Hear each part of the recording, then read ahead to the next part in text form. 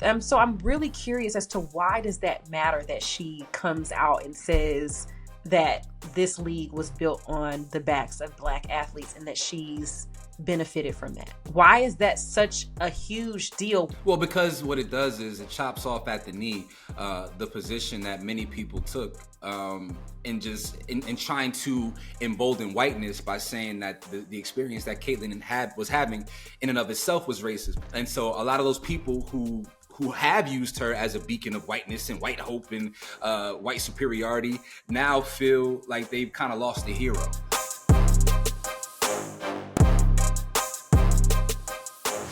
Yo, welcome to another episode of The Fumble. I'm your guy, Rodney, Rikai. Samaria, how you feeling today, beloved? I'm feeling better than Remy Ma and Papoose. Wow, that is a shot. Didn't think you were going to take that, but I was referring more so to your health. I hear like a little nasally something. Oh, yeah. Whatever this cold is that's going around finally caught up to me, but we'll be all right. I got my tea. We gonna be all right. Okay, Christ Cup. All right, well, in the interest of saving your voice, why don't we go ahead and get into our first segment of the day? You ready? Yeah. Let's do it. So Caitlin Clark was named Time Magazine's Athlete of the Year, becoming the first WNBA athlete to receive the award and just the second individual woman athlete to win it behind Simone Biles. Now, this should be a joyous time for the WNBA Rookie of the Year, but she's once again at the center of some huge debates on social media. In an interview, Clark admitted that she's benefited from white privilege. She went on to say, quote, "I want to say I've learned every single thing, but as a white person, there is privilege. A lot of those players in the league that have been really good have been Black players. This league has been kind of built on them." She also went on to say, "The more that we can appreciate that, highlight that, talk about that, and then continue to have brands and companies invest in those players that have made this league incredible, I think it's very important. I have to continue to try to change that," end quote. Rodney, what did you make of Caitlin's words there?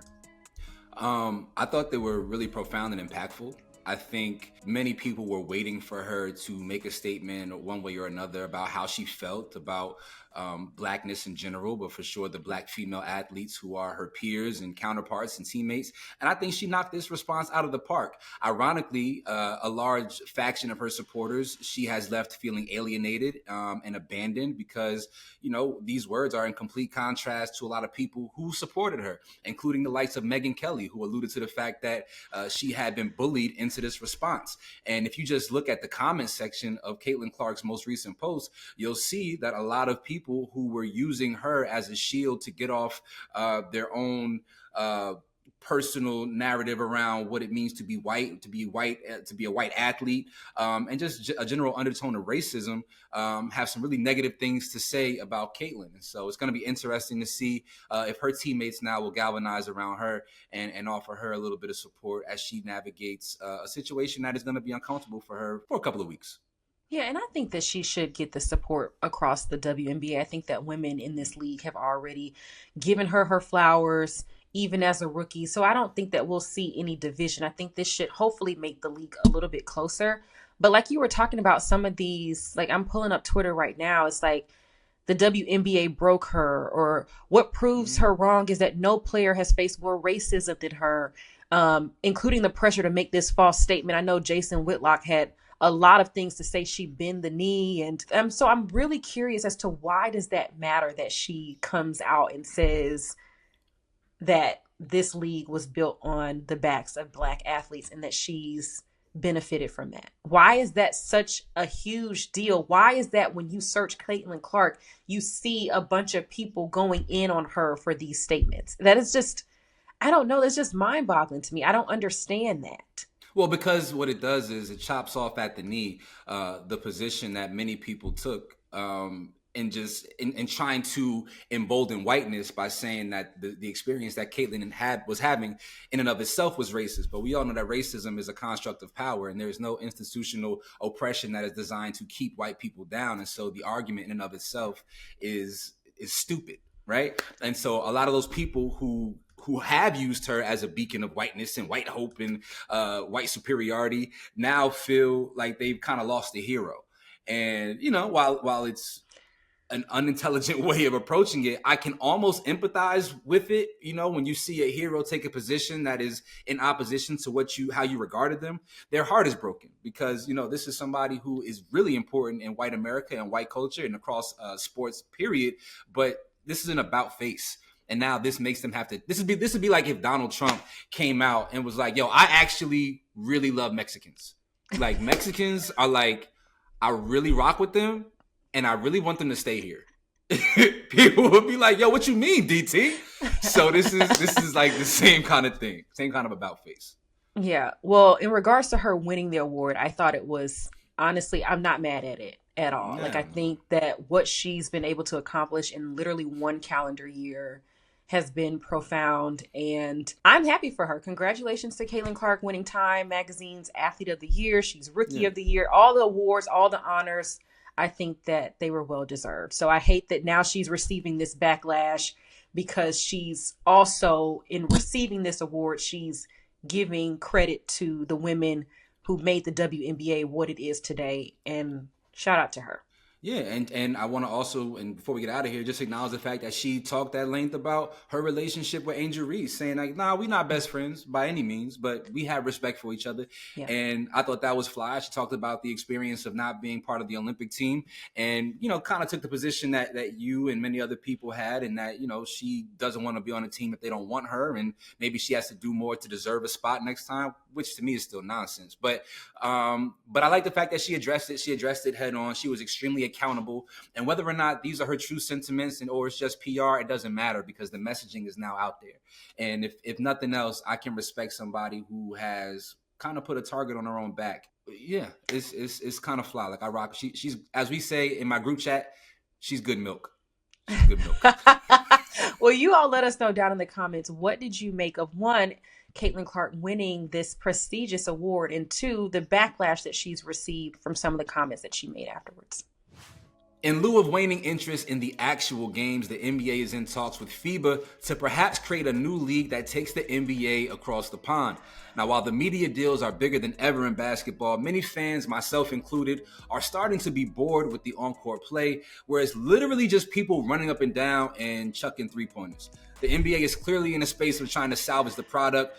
We see that from the in-season tournament to new All-Star game format. They're trying to figure out how to keep fans engaged, and maybe the fear of being dominated by European players will do just that for the current crop of NBA players.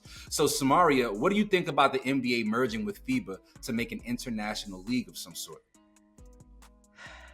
I mean, it's okay, but like you just mentioned, like I just feel like at the end of the day, we aren't that interested in the NBA season. I think that their season is too long. And right now, teams and players are only focused on winning championships. And so if they have to rest or really just kind of like have this load management, then that's what they're doing. I think it's just too long. I'm sitting here trying to think of leagues and how, like professional leagues, and how people are still engaged. Like the NFL has 18 games. Obviously, you got to win out. You got to win every game. Even in college basketball, you have a ranking system. So everybody wants to be top. You get the top ranking, so you get a better seating for the tournament. So I'm just like, the NBA has to do something, because like you're trying to pay people to play in the in-season tournament. I don't even think they really even care about that. I just think the season's too long. I don't know. Like, it's just, I don't really know what they need to do, because the championship itself is the main thing. And I think that playing, 82 games? Is it 82 game, 84 game? Yeah. Whatever it is. It's just, I think it's just, I feel like it's just one of these, another thing that they're trying to do. Maybe people will watch a little bit, and then I don't really know. I'm more curious to know what you think.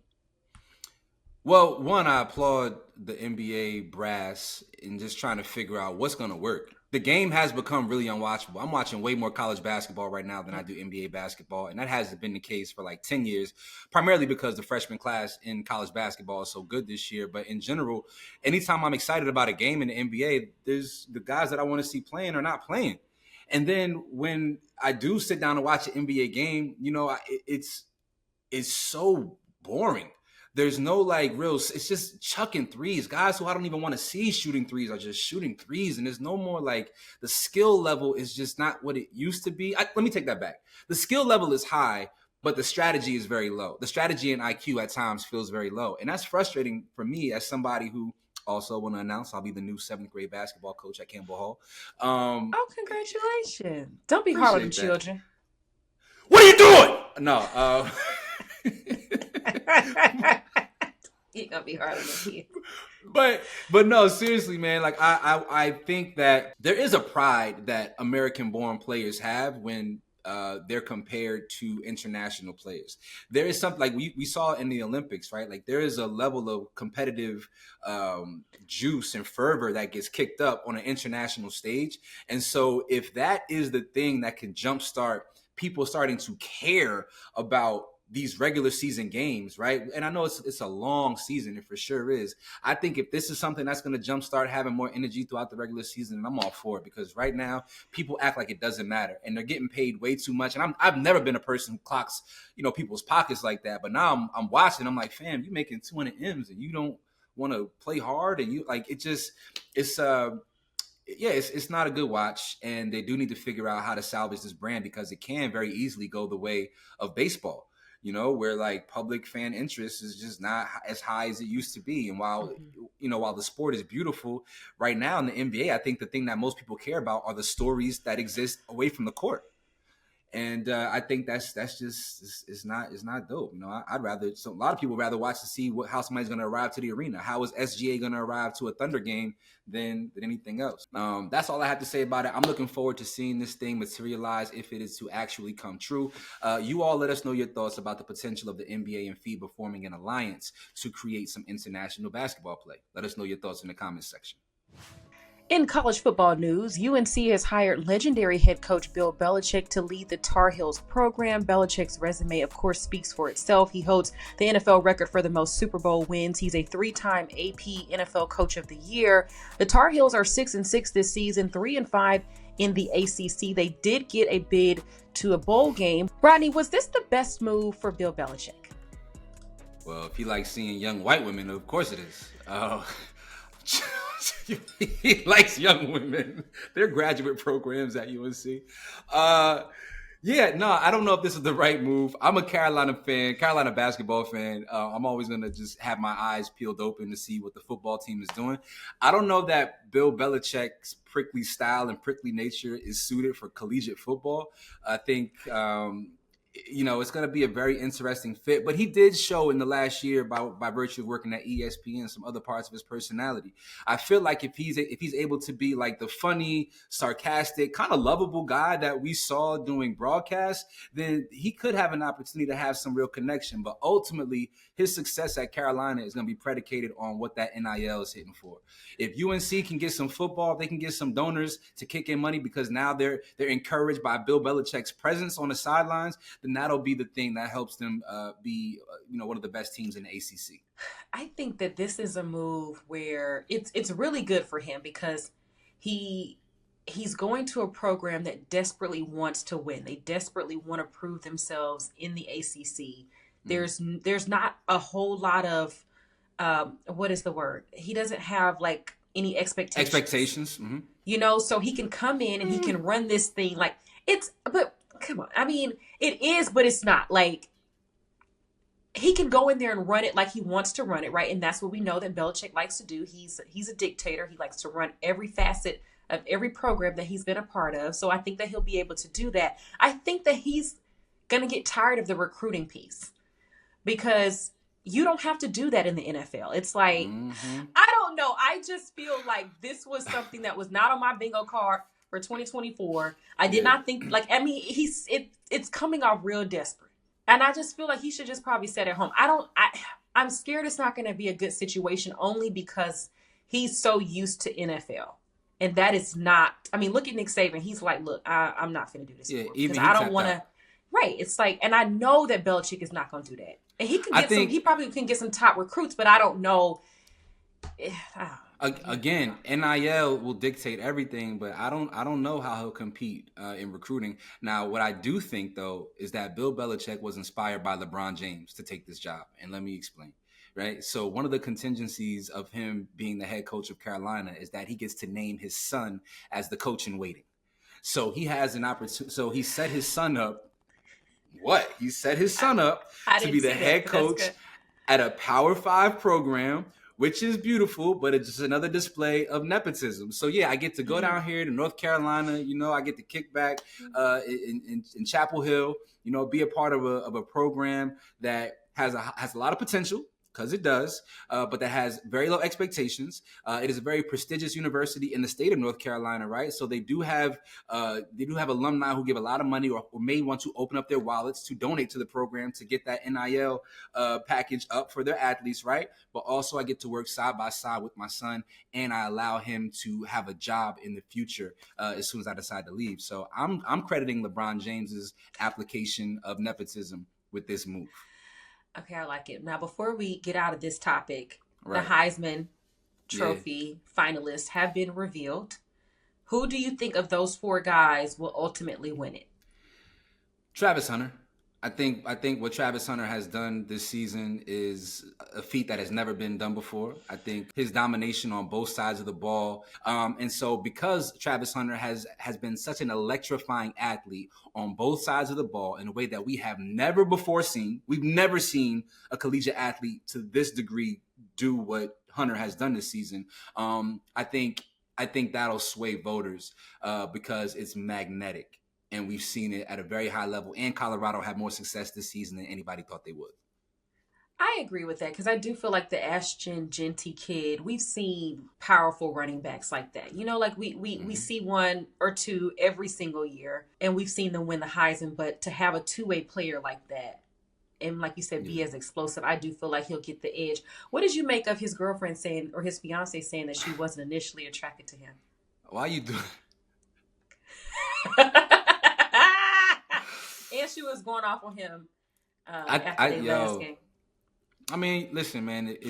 If he loves her, God bless. If I was around him, if he was like my nephew, or if he was somebody in close orbit to me, I would try to pull his coat a little bit and say, "Hey, brother, this looks like a lifelong headache." And I know right now it feels good, it's fun, but you still are very young, and you are going to change a lot, especially once you are on an NFL team and money is flowing differently, and the whole it's a different thing. And the next version of you may not want to be partnered with somebody like that. If she's there for you and wants to be there for and with you, then take your time.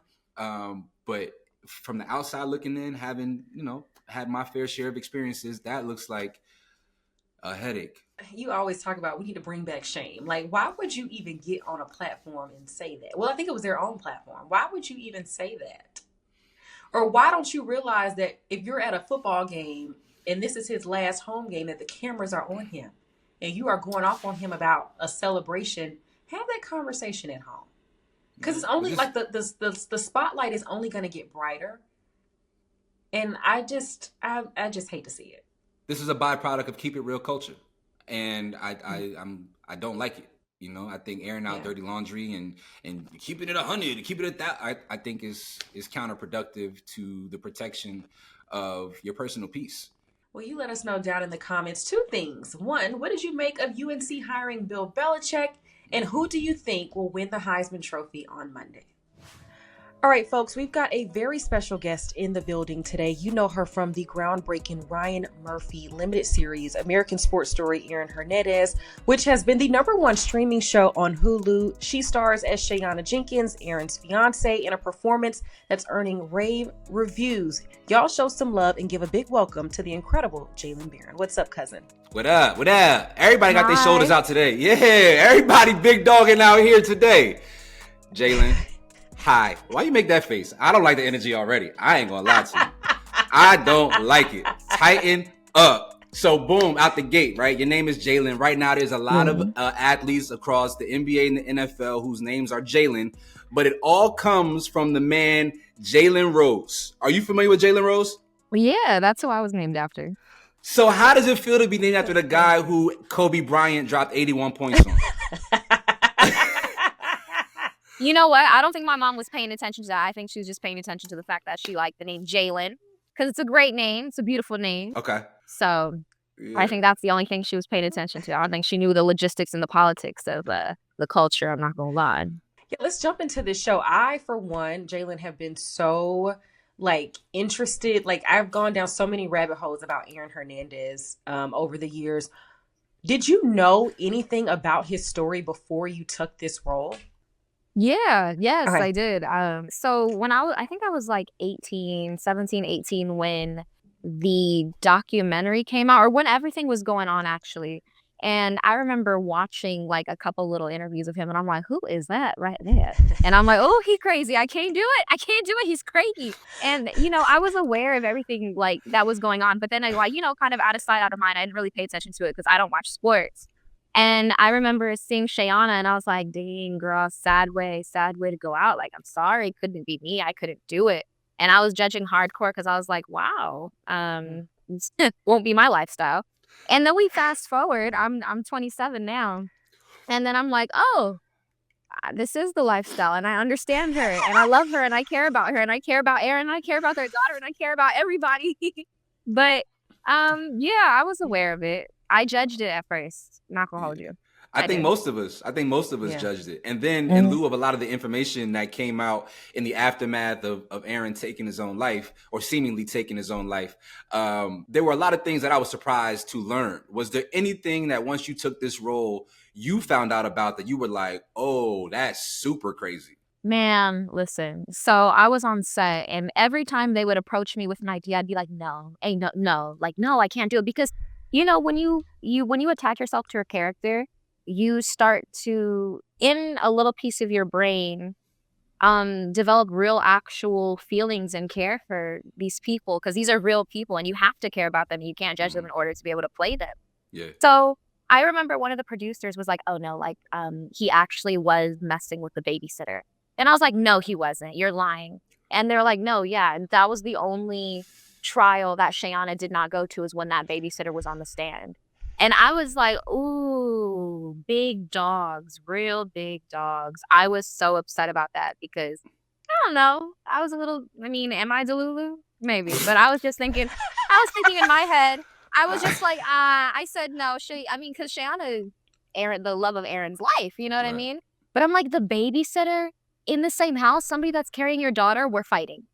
Well, Immediately, we're fighting. Everything's a matter of proximity, but also I have yet to meet an actress who is not a little bit or a lot of bit Delulu. Just want to go on record and state that. Whoa, I could say that. You can't say that. I'm not. Oh. We go stop it right there. I can say that. You can't say that. No, I'm joking. Just say it. But you have to be a little bit delusional in order to like believe you can make it. You got to know that you're crazy. Like, hey, We've seen so many documentaries about Aaron, but we don't really know that much about Shayana. What would you say is like the biggest thing that you want people to get out of the character that you played of her? I want them to understand that she was only 22 years old when all of this was going on. And I feel like it's impossible to make these kinds of life choices. At that age, she was a mom, a fiance, trying to support her man in public. And I feel like she was damned if she did, damned if she didn't. And I just want them to be able to grasp the fact that she's just a Black woman trying to do the right thing and trying to be a good mom and be a good partner and be a good sister and be a good daughter. And in a situation like that, it's impossible. So for anybody to be in that environment, I'd like for them to just put themselves in her shoes, and you're not really going to know how to act. You're not going to know what to do. It's a lot of pressure. So just have a little bit more empathy for her and love and care and just really be able to empathize with somebody who's just trying to keep it together. Empathy is a really hard thing for a lot of people to grasp. Storytellers, because they have to create characters that maybe most society would look at as terrible people, have to learn how to develop empathy in order to do their role accurately. But listen. Before I got the role, I needed to understand how important he was. So I watched his film because I don't watch sports, but I just had to see and grasp how amazing of a player he was. Yeah. And how talented, because then that way as a fiance or girlfriend, I could know, how much I care about him and how much I idolize him. Right. So, do I still understand it? Do I get it? No, I don't. But I was just watching those celebrations and I was like, he did that. He did that. Yeah, he was good. He was great. Yeah. He was great. But you don't necessarily, in your spare time watch sports, but you will be sitting courtside from time to time. So when you are sitting courtside, what is the thing that you are most entranced by? Is it what's going on the court or the socialization off the court? Yo, that was a creepy laugh. Oh man. Yo. Honestly, it's really just the environment, have a little drink, wearing some cute clothes, sitting with my girls and just vibing. Do I know what's going on the court? No, I don't. I'm not gonna lie. But I'm there to support and show face and, watch. I got a follow-up question. I got a follow-up question for you, but I'm gonna keep it cute. I'm gonna chill out. Okay. Now listen. As a brother who has worked for an NBA franchise, I love sports. I live in LA, so I know what it's like when you in the mix at Staples. I'm never going to call it crypto. Is it safe to assume that when you see beautiful young ladies sitting courtside that they are there in support of a particular player? Or are they just there to enjoy the sporting event? This is a fair question. It's a fair question, and I'm going to answer it honestly. I've never dated an athlete in my life. So every time you see me at a game, I'm literally there just for the vibe. And that's why I wanted to answer that question. Ain't never dated an athlete, never dated a rapper, never dated anybody in the industry. So every time I go somewhere, it's because I really want to be there. And now I have more follow-up questions. But I'm a chill. Thank you so much for coming on the show with us. You all go check out American Sports Story, Erin Hernandez. If you haven't done so already, her performance is one that you do not want to miss. Please drop down in the comments and let us know who you would like to see next time. Thank you guys. I appreciate you guys for having me on the show. Have a beautiful day. Great. It was a time. I feel bad for athletes sometimes. People know how much money you make off the rip. You're constantly under a watchful eye, and it's easy to see where and when you're working. So if someone wanted to target your home, it'd be an easy mark, which is why athletes across the NBA and NFL have been warned recently that they are currently being targeted by a transnational crime ring and to take additional precautions. So it would make sense that Joe Burrow would have a guest go to his home to thwart potential burglars while he was leading the Bengals to victory over the Cowboys, except it didn't, and now everybody is up in Burrow's business. So what had happened was, at some point over the weekend, Burrow's house was burglarized and someone called to report it to police.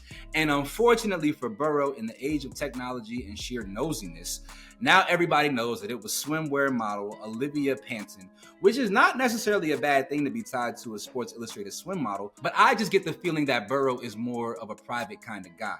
Now, he was in a long-term relationship, and whether or not that relationship is still in existence, who knows? It's not really anybody's business.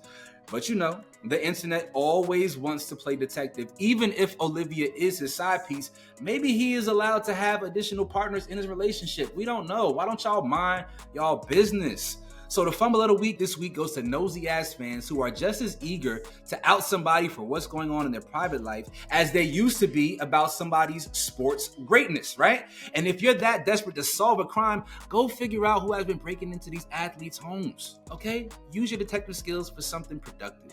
Samaria, do you ever think we'll get back to a place where people will stop being so fascinated by the personal lives and mess of athletes?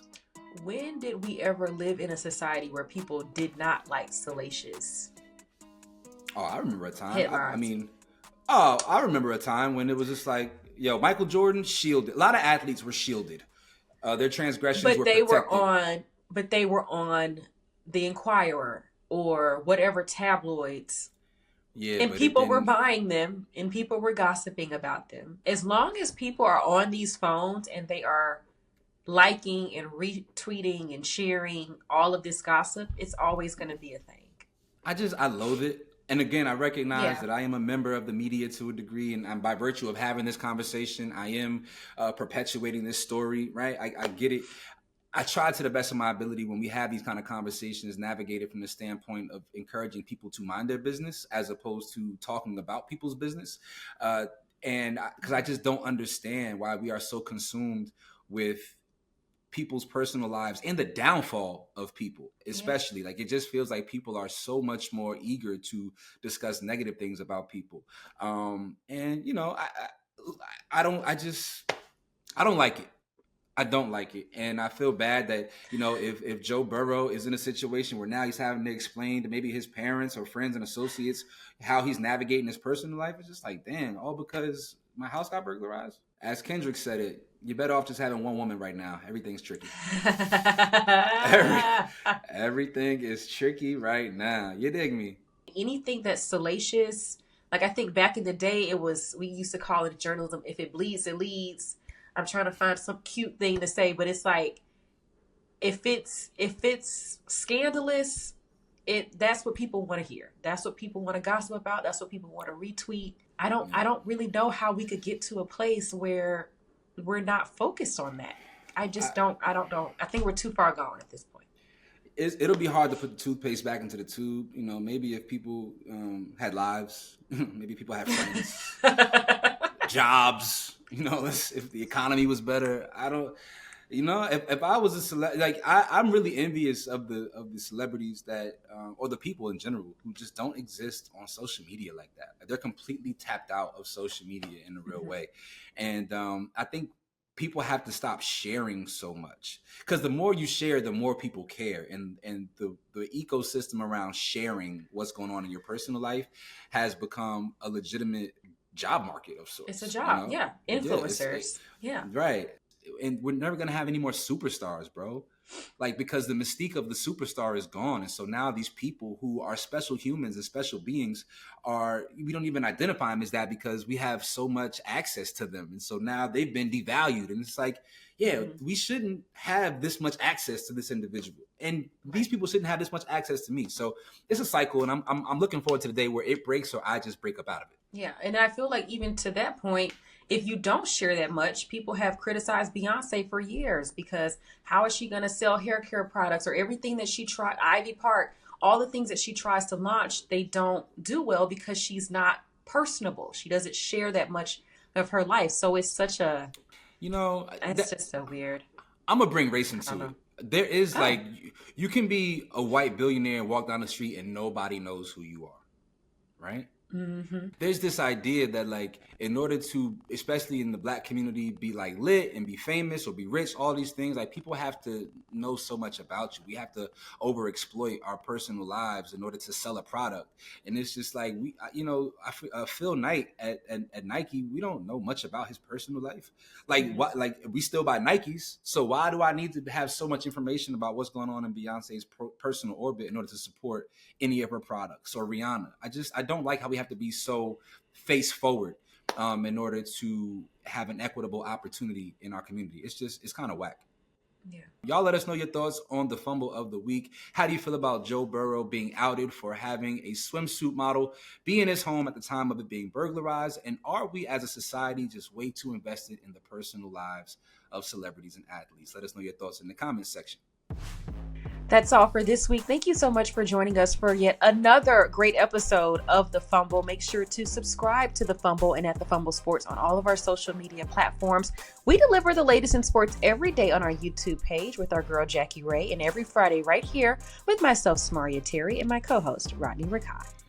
We need to book more women for this show. I'm in alignment with that. I liked having Jaylen on the show today, and not for the reasons that some people out there might assume, you sickos. I just mean feminine energy reigns supreme. Stop rubbing nipples. What is that? Don't do that. We out of here, man. Peace. What is wrong with you?